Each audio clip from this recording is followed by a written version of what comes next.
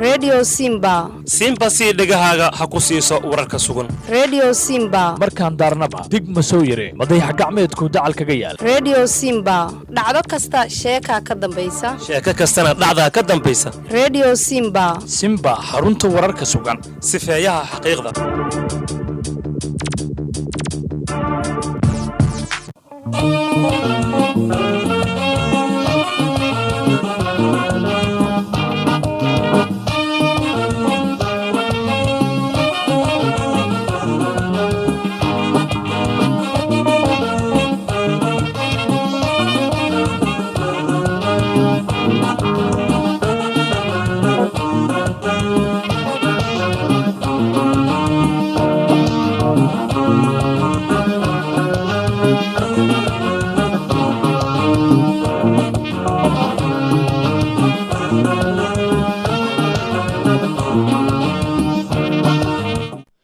بسم الله الرحمن الرحيم ظهور wanaagsan dhageystayaal halkani waa idaacada Simba ee magaalada Muqdisho ku soo dhawaada qodobada wararkeena duhurnimo ugu doorka roona ku dhawaad 100 xildhibaan oo ka tirsan baarlamaanka Soomaaliya ayaa saxiixay mooshin ka dhana dawladda Kenya golaha shacabka Soomaaliya ayaa kulan degdeg ah ka yeelanaya difaaca xuduudaha badda Soomaaliyeed askari ka tirsan ciidanka dawladda ayaa ruux shacab ku dilay isgoyska Tarabuunka ee degmada Hodan musharaxiinta Jubbaland ayaa soo dhaweeyay xaalad degdeg ah ee lagu soo rogay magaalada Kismaayo ciidamo fara badan oo Itoobiyaan ah ayaa ka ruqaansaday gobolka Gado ayaa ku sii jeeda magaalada Kismaayo hogaanka majmac culimada Soomaaliyeed ayaa loo diiday inay tagaan magaalada Dhuusamareeb al-shabaab ayaa weerar qasaare geystay ka fuliyay deegaano hoostaga magaalada Mandheera gudoomiyaha gobolka Shabeellada Hoose ayaa lagu eedeeyay dhibaatooyin ka dhina qaar ka mid ah beelaha dega gobolka Shabeellada Hoose xiisad dagaal oo u dhaxaysa Somaliland iyo Puntland ayaa laga dareemayaa deegaano horle oo ka tirsan gobolka Sanaaga wararka dibaddana waxaa ka mid ah Xuutiyiinta Yemen oo shaaciyay inay soo rideen diyaarad laga leeyahay Mareykanka Donald Trump oo hakiyay safar uu ku tagi lahaa Denmark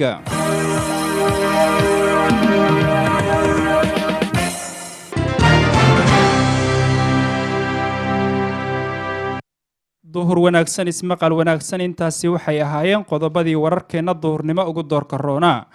waa duhurnimo Arbaca taariikhduna waxa ay tilmaamaysaa 22ka bisha 8aad ee Agosto 2019 dhinaca kalena waa 20ka bisha 12aad ee Dilxaj 1440 anigoo Cabdisattaar Xaaji Cali ayaa idin waramaya Cawil Ciise in dhacda ayaa soo saaray waxaana farsameynaya Sakariya Cabdullaahi Maxamed warkii oo dhan ku dhawaad 100 xildhibaan oo ka tirsan baarlamaanka Soomaaliya ayaa saxiixay mooshin ka dhana dawladda Kenya dhinaca kale golaha shacabka Soomaaliya ayaa kulan aan caadi ahayn ka yeelanaya difaaca xuduudaha badda Soomaaliyeed Cawil Ciise in dhacda ayaa ka waramaya in ka badan 90 xildhibaan oo ka tirsan golaha shacabka Soomaaliyeed ayaa sida wararku ay tilmaamayaan waxa ay saxiixeen mooshin ka dhana joogitaanka ciidamada Kenya ee gudaha Soomaaliya waxaana xildhibaanadaasi ay mooshinkooda ku dalbanayaan in guud ahaanba ciidanka Kenya laga saaro gudaha Soomaaliya xildhibaanadu waxa ay daba socdaan mooshin horay baarlamaanka dalka Kenya ay u diyaariyeen oo ku aadanaa in la xoojiyo ciidanka KDF ee ka howlgalaya xuduudaha ay wadaagaan Soomaaliya iyo Kenya si ciidamadaasi ay howlgal military uga bilaabaan badda labada dawladood ay ku muransan yihiin ee maxkamadda cadaaladda adduunka ICJ ay gacanta ku hayso dacwadda la xiriirta xildhibaan Maxamed Cumar Dalxa oo ka tirsan xildhibaanada saxiixay mooshinka oo la hadlay idaacada Simba ee magaalada Muqdisho ayaa waxa uu xaqiijiyay in baarlamaanku aynan ka gamban doonin inay difaacaan ciidooda isla markaana ay ka hortagaan duulaan qaawan oo wadanku wajahayo waxa inta hadalkiisa sii raaciyay in xildhibaanadu ay mooshinkoodan horkeenayaan baarlamaanka marka baarlamaanka dalka Kenya ay meel mariyaan mooshinka horay ay uga gudbiyaan biyaha Soomaaliya ee ahaa in labada dawladood aynan wax wada hadal mooyaane aynan qaab kale ku xalin muranka badda ee labada dawladood ka dhaxeeya waxaan ka aqbalaynaa ma baarlamaankooda ninka aqlabiyada baarlamaanka ee Kenya sheegtay ee israana Soomaaliya kasoo jeeda aadan bara ducaale ee warkiisii ku cadcada mooshin inay wadaan inay Soomaaliya ciidan ay geeyaan oo baddaasi si iyaga ay uga noqdaan yani kuwa oo ka hortaga in Soomaaliya hadii loo soo xukumo xataa aanan iyada badeeda u madax banaanaan annagana mooshin ka sii kulul oo jawaab u noqon doono maalinta ayaga ay ansixiyaan ayaa wuxuu nooga diyaarsan yahay muqdisho baarlamaanka goliha ee asagana uu u fariisan doono oo aan difaaca dalkeena iyo kasaaridda ciidamada sharci darrada markii hore ku yimid ee Kenya Soomaaliya inay oga baxaan saacado oo aan qaban doono ayuu asagana ka turjumi doonaa dadka Soomaaliyeedna meel kasta ay joogaan inay u midoobaan difaaca dalkooda iyo dadkooda iyo diintooda ugu baaqi doono. golaha shacabka Soomaaliyeed ayaa sidoo kale waxaa la filayaa in kulan degdeg ah ay isugu yimaadaan isla markaana laga soo hormariyay waqtigii uu furmi lahaa fadhiga baarlamaanka Soomaaliya oo fasax ku jira xilligan isla markaana qorshuhu uu ahaa inuu furmo bisha soo socota. xildhibaanada ayaa qorshahan loo soo hormariyay kulanka baarlamaanka waxay kaga gol leeyihiin in goluhu uu ka doodo mooshinkan ciidamada Kenya looga saarayo gudaha Soomaaliya sida uu qabo xildhibaan Maxamed Cumar Dalxa dastuurka dalka ayaa qeexaya in haddii soo jeedin ay keenaan in ka badan ama 90 xildhibaan gaaraya uu dastuurku uu xildhibaanada u ogolaanayo in ay kulankooda si degdeg ah u qabsoomo isla markaana marka xaaladaha degdega ah ee dalku u wajaho sida oo kale xilligan jirtana ay baarlamaanku kulan iskugu imaanayaan gudoonkana la filayo in uu furo kulanka baarlamaanka xilli ka horeysa waqtiga hore loogu mudeeyay waxa uu sheegay in xildhibaanadu xilligan ay dhamaantood diyaar u yihiin in la difaaco lagana hortago waxa ugu yeeray faragelin isdaba joog ah oo ka dhan ah madax banaanida wadan ee Soomaaliya isla markaana dhanka Kenya ka imaanaysa. anaga baarlamaanka in la furo 90 xubnood oo codsata ayuu ku xiran yahay markay emergency wadanka xaalad soo maartay guddoonaato baarlamaanka fasaxa uu ku jiro sugi maayo ilaa uu ka soo dhamaysto 90 iyo in ka badanna waa haynaa mooshinkaasi mar allaale marka asaga uu soo baxo waxa ayaga ay ku soo saaraan 90kaasina inaan guddoonka aan hordhigno oo aan weydiisano in shir degdeg ah oo aan caadi ahayn la qabto looga hadlayo amuraha soo kordhay ee ah inay doonayso Kenya inay dhulkii hore ee u haysatay haddana badii inay ku darsato iyo hawadii iyo maartay kheyraadkii Soomaaliya ayadoo nasiib daro dad Soomaaliyeedna ee weli qaarkooda oo aanan arintaasi dareensanayn ee weliba aad moodid inay iyagu ay kuwaasi baarlamaanka dalka Kenya ayaa horey waxa ay u shaaciyeen isla markaana ay u gudbiyeen mooshin ku wajahan in Kenya aynan wax maxkamad ah go'aankeed aynan la sugaynin biyaha labada dawladood ee Soomaaliya iyo Kenya muddooyinkii dambe murankoodu uu ka dhex taagnaa waxaana guddoonka baarlamaanka ee dalkaasi ay sheegeen in loo baahan yahay in ciidamada KDF loo daabulo xuduudda labada dawladood si halkaas ay uga howlgalaan arrintaas ayaana waxa ay keentay hadalhayn badan oo ka bilaabatay gudaha Soomaaliya iyadoo ugu dambeyntii golaha shacabka Soomaaliyeed ay ku dhawaaqeen mooshin ay ku difaacayaan biyaha Soomaaliya isla markaana qorshuhu uu yahay in baarlamaanku kulan degdeg ah ay iskugu yimaadaan si looga hadlo qadiyadda badda iyo xilligan xaaladda soo korortay intaba. aad iyo aad ayaad u mahadsan tahay Cawil Ciise Indhacade. musharaxiinta Jubbaland ayaa soo dhaweeyay xaaladda degdega ah ee lagu soo rogay magaalada Kismaayo. dhinaca kale ciidamo fara badan oo Itoobiyaan ah ayaa ka ruqaansaday gobolka Gado iyagoo ku sii jeeda magaalada Kismaayo ee xarunta ku meel gaarka ah ee maamulka Jubbaland. ayaa Nuur Xirsi ayaa faahfaahinta eegaysa.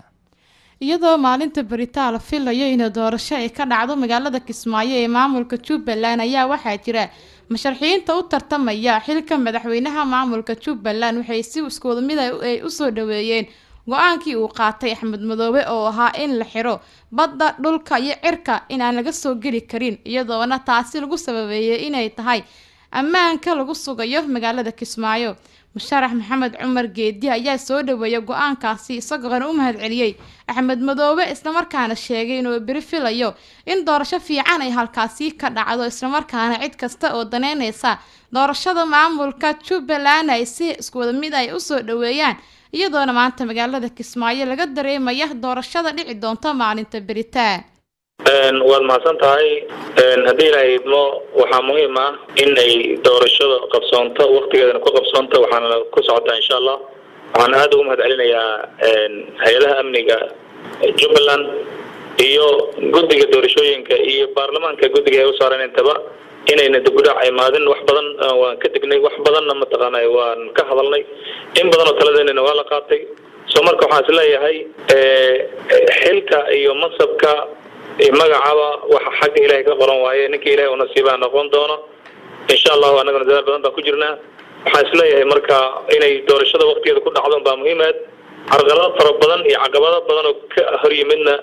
ilaahay waa ka najeeyey hadda waxaan isleeyahay marka waxaan rajaynayaa inay berri subaxdii doorashadiisa nabad ku qabsoonto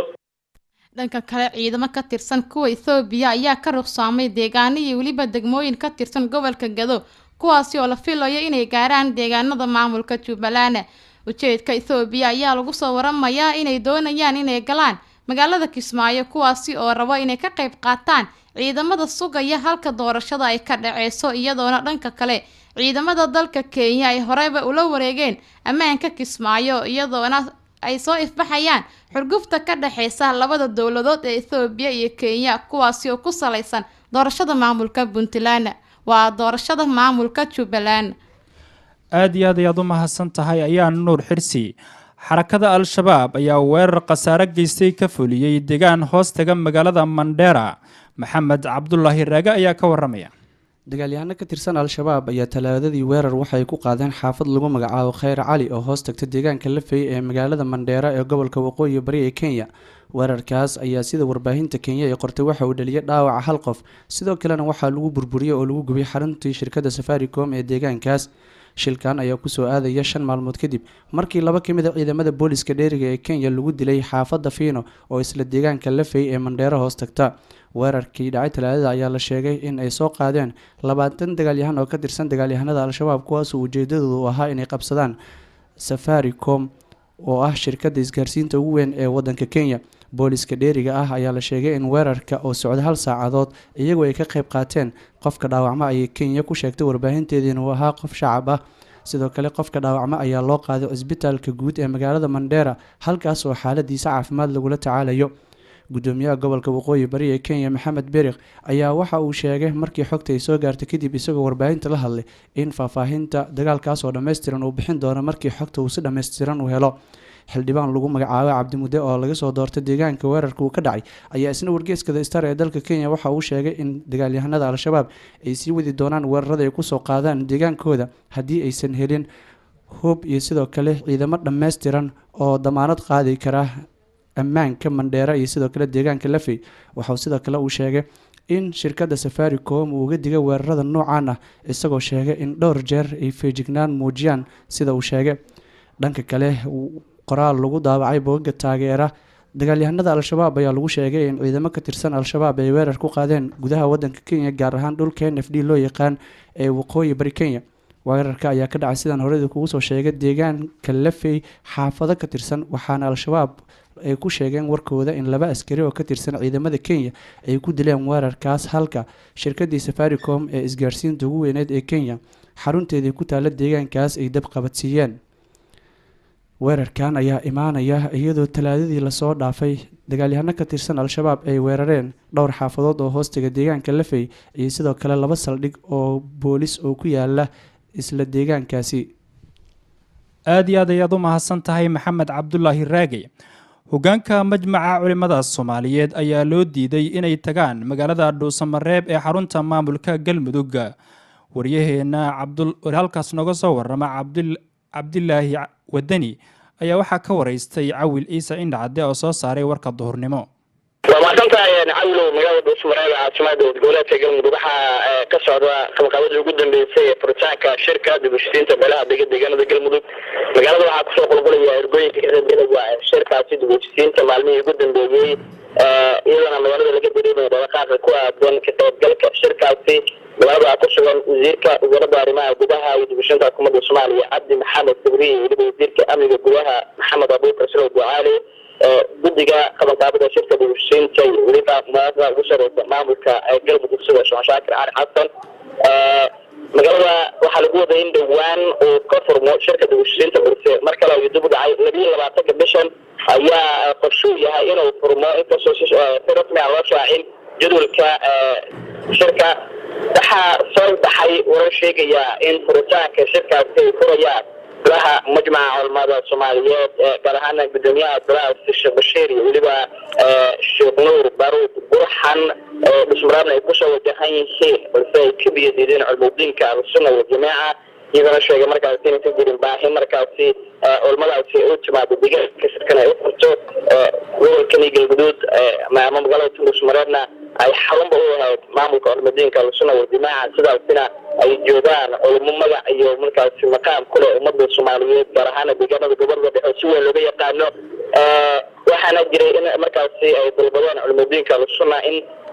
culamadaas majmaca culumudiinka soomaaliyeed ay markaasi joogaan maadaama aysan markaa baahi jirin deegaanka inay furaan shirka kuwan ay qaateen culamadu inkastoo weli al-shaaciraha ka soo baxay wararkaas ayaa kusoo kordhay arrimaha la xiriira qabanqaabada shirka iyo dibashisiinta oo muddooyinka ugu dambeeyay dhusmaraad ka socda caawi waxaa leeyahay hogaanka ahlusunna waxa ay ku midoobeen ama ay isku afgarteen in hogaanka majmaca culimada in aynan soo gelin magaalada oo laga mamnuuco bal halkaas runtii wararku ilaa iyo haatan soo baxaya waa warar oo hoose oo ilo kala duwan laga soo xiganayo si rasmi ah ma jiro mas-uul ka tirsan culumudiinka ahlusunna waljamaaca si rasmi ah u shaacaya arrinkan kulana jiray welina kulankaas lagama saxaafadda la mudaajino ka soo baxay laakiin waxaa jirtay in ay culumudiinku sheegeen inaysan jirin baahi deegaanka ah in la keeno culimadaas ayna furaan markaasina ay culumudiinku soo jeediyeen ahlusunna waljamaaca in shirkaas iyagu ay furaan sidaasina uu furmo kaasina waxa uu ahaa waryaheena cabdulaahi wadani oo u waramayay cawil ciise indhacadde gudoomiyaha gobolka shabeellada hoose ayaa lagu eedeeyey dhibaatooyin ka dhan ah qaar ka mid a beelaha dega gobolka shabeellada hoose ayaa nuur xirsi ayaa mar kale faahfaahinta eegaysa mid ka mid ah salaadiinta hogaanka dhaqanka ee gobolka shabeellada hoose ee lagu magacaabo suldaan maxamed cismaan oo waraysi gaar ah siiyey idaacadda simba ayaa eedeen u soo jeediyey hogaanka gobolka shabeellada hoose ee gudoomiye najax suldaanka ayaa sheegay in najax oo ah gudoomiyaha shabeellada hoose inuu si toos ah u bareersado qaar ka mid ah beelaha ku nool deegaanada gobolka shabeellada hoose sidoo kale waxa uu sheegay in gudoomiyaha najax uu sii daayay ruux dil ka geystay degmada walaweyn ee gobolka shabeellada hoose ruuxaasi aan si rasmi ah maxkamad loo soo saarina waxaan kaloo beriyahan aad iyo aad anaga aaga xawihaynaa nin mas-uuliyad gobolka shabeellaha hoose isku sheegaayo oo deegaanka carqaladeen farbacan oo carqaladeen farbadan ku wado hadda sidoo dilxumo oo hadda dhiiggiisa da-aayo oo mas-uul ah weliba gudoomiyihii oo tuulada la yidhaha berbilaamin gudoomiyihii ah oo asigoo fadhi oo la garaaxay marka waa ciidankii danab oo deegaanka jooga iyo gudoomiyihii tuulada oo deegaanka mareeray soo wadeen afgooya markaa yimaadeen kadibna oo ayago saas dhiigooda ay la xiray iyo haddana maaragtay ayago maaragtay waxba laga qaadin oo laska soo deeyay maaragtay odayaashii oo dhaqanka oo deegaanada hadda joogay oo dhan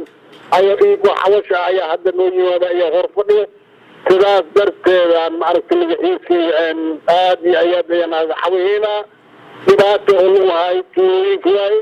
inta mudan dhinac amniga nabadgelyada haddii noqon lahayd dowladda dhanka kale suldaanka oo hadalkiisa sii wata ayaa sheegay in gudoomiyaha shabeellada hoose uu doonayo in magaalada uu soo geliyo dad uu ku sheegay inay yihiin qaxooti balse uu doonayo shacabka halkaasi ku nool inuu ka barakiciyo deegaanadooda isagoona baaq dheer u jeediyay dowladda Soomaaliya inay soo fargeliso arrintaasi ka taagan shabeellada hoose oo gobolka shabeellaha hoose degmada afgooye gaar ahaan magaalada lagu oo ka bilaabay mareeri sabiid caanoole warjiil raqayle furgley bilbilaamin ilaa aday nawaaxigaas dadka deegaannahay waa beriyahan usoo hanbal taagay ayagoo dadkii deegaanka iska lahaayo soo jeeda indhahooda shintay inay deegaanka dhexdiisa ay kusoo dhex abuuraan maaragtay dad loo sheegay ama hay-adoo kasoo dhamaysteen qaxooti la yidhaahdo anigoon oo maaragtay inta dadan ogeyn iyagoo iska dhigaayo sidaas darteed dadkaas waxaan ugu digaynaa haddaad ogeen haddii ogtiin haddii ognimaadin ognaa waxaad maleegaysiin iyo waxaad soo wadiin waan idinka warqabnaa kawaanto haddaad kawaanto waasiine wax allaale waxay idinka aad kusoo talagasheen kusoo talagalay waxa uu u dambeeyey warkii ahaa gudoomiyaha gobolka shabeellada hoose oo lagu eedeeyey dhibaatooyin ka dhana qaar ka mid a beelaha dega gobolka shabeellada hoose waxaana inoo faahfaahinaysay ayaan nuur xirsi askari ka tirsan ciidanka dowladda Soomaaliya ayaa ruux shacab ku dilay isgoyska Tarabuunka ee degmada Hodan. wararka naga soo gaaraya degmada Hodan gaar ahaan isgoyska Tarabuunka ayaa waxay sheegayaan in askari ka tirsan ciidanka dowladda federaalka ee Soomaaliya uu qof shacab ku dilay agagaarka isgoyskaasi. askariga dilka geystay iyo ruuxa la dilay ayaa la sheegay inuu khilaaf soo kala dhex galay waxaana uu geeriyooday rasaas lagu furay. wararka ayaa sidoo kale sheegaya in askarigii dilka geystay uu goobta ka baxsaday. xiisad dagaal oo u dhaxaysa ciidamada Somaliland iyo kuwa Puntland ayaa laga dareemayaa deegaano hor leh oo ka tirsan gobolka Sanaag. Axmed Canshuur ayaa ka soo waramay gobolka Sanaag. maalintii shalay kala baxay markii dagaalo ka dhaceen degmada Baran iyo Hadaafin dhexdeeda oo ugu dambeyntii ay dagaaladaas ku dambeeyeen magaalada Hadaafin gudaheeda ayaa waxaa ku dhintay inta la xaqiijiyay hal qof oo kamid ah ciidamada saraakiisha dowladda Puntland Soomaaliya isagoo sarkaalkaasi maanta lagu aasayo degmada Baran ee gobolka Sanaag ee xarunta dowladda Puntland marka laga hadlayo. dagaalkii shalay kala geystay ayaa waxa uu markaasi ka dhashay labada ciidan oo isku horimaadeen deegaankaasi ku yaala degmada Baran aageeda waxaana dagaalkaasi sabab ahaa Somaliland ayaa waxay usoo magacowday barasaab gobolka Baran ee Somaliland dhankeeda marka laga hadlayo. haddaba sarkaalka maanta lagu aasayo degmada Baran ayaa waxaa la sheegayaa in ciidamo hor leh ay soo gaareen deegaanka degmada Baran oo isku soo durayaan ciidamo hor loo markaasi ka yimid dhanka Puntland iyagoo haatan deegaanka degmada Baran iyo Hadaafinba oo shalay galab dagaalku ka dhacay ay maanta ay xasiloon yihiin. balse ciidamada Puntland Soomaaliya ayaa maalintii shalay galab ahayd waxay halkaasi ay ka muujiyeen dagaalkaasi oo si xoogan ay ku qabsadeen kagana eriyeen barasaabkii ka socday Somaliland waxayna ka qabsadeen Somaliland hal gaari oo ciidamada wardiyo ahaa barasaabkaasi halka oo barasaabkii gaarigii uu watay ee raaxada ahaa uu ka dhex tegay isagoo markaasi rasaas ay ku taalo magaalada Baran magaalada Hadaafin ee dagaalkaasi uu shalay galab ka dhacay. isku soo wadadeego Hadaafin iyo Baran guud ahaanba deegaanka gobolka Sanaag ayaa xisiloon maanta ayna wax rabshado ayna ka jirin balse dadku waxay hadal hayaan dagaalkii shalay galab ka dhacay magaalada Baran iyo Hadaafin dhexdeeda oo ugu dambeyntii ku dhex dambeeyay magaalada Hadaafin dhexdeeda waxayna weli carabka ay ku hayaan sida ay shalay galab u bilaabeen waxaana uga dhaceen deegaanadaasi. inkasta oo dadku weli ay baqdin ka qabaan in mar kale ay ciidamada Somaliland iyo kuwa Puntland ay weerar isku qaadaan kana ka dhex qaadaan deegaanada gobolka Sanaag waa kamid ah. Axmed Cabdullaahi Ciise Axmed Canshuur warbaahinta raadiga Simba degmada Ceelbo ee gobolka Sanaag. maamulka deegaanka Camaara ayaa beeniyay in xarakada Al-Shabaab dad shacab ay ka afduubteen deegaankaasi. gudoomiyaha deegaanka Camaara ee gobolka Shabeellada Hoose Yuusuf Maxamed Salaad oo la hadlay idaacadda Simba ayaa beeniyay in xarakada Al-Shabaab ay la wareegeen deegaanka Camaara isagoo waxba kama jiraan ku tilmaamay in Al-Shabaab ay dad shacab ka afduubteen deegaanka Camaara ee gobolka Mudug. waxa uu sheegay in ciidamo ka tirsan dowladda in ay dad shacab ay ka afduubteen gudaha magaalada isagoo tilmaamay inay dhibaato ka geysteen deegaanka Camaara ee gobolka Mudug. midna waxay ku khaldayaan barnaamijkii nimankii ciidanka ee magaalada kusoo xadgudbay daraad kolley taabay waxbaa isaga khaldan. nimankaani waxa weeye saan kuu sheegaba mar oo harkii ay soo galeen laba baabuur ay wateen oo daboolan oo caadiya isaasay ku dukadeen midbaa makrofonka qaatee xoogaa jeediyey wax adigu magaaladan ay maaragtay ujeedadooda iyo wax dadkan ay ugu soo qasteen midna ma aysa sheeginin. kabacdina waxa weeye markii jamaacadii la dukayey dadkii waa iska kala tegey nimadin kusoo raacday wax yar kadibna waa iska baxeen. marka adiga annaga war raadinay ka deegaan ahaan waxaana loo sheegay nimankaani inay ahaayeen niman maaragtay deegaano kale ka yimid oo maaragtay waxa weeyaan arrimo kale maaragtay ugu socday deegaanadaas. marka hadda meeshana waa jid weeye jidna de nin loo diidi kara ma jiro oo waxa weeye maaragtay jidadka annaga nooma go'na ma garan. wallaahi anigu masjidkaas lagu dukanayo jaamaca ayaan wax uga dukaday. halka wararkaasi duhurnimo aad kala socotaan waa idaacadda Simba ee magaalada Muqdisho. iminkana wararkii dibadda. Xuutiyiinta Yemen ayaa shaaciyay inay soo rideen diyaarad laga leeyahay Mareykanka. Xuutiyiinta mucaaradka ee dalka Mareykanka ayaa shaaciyay inay soo rideen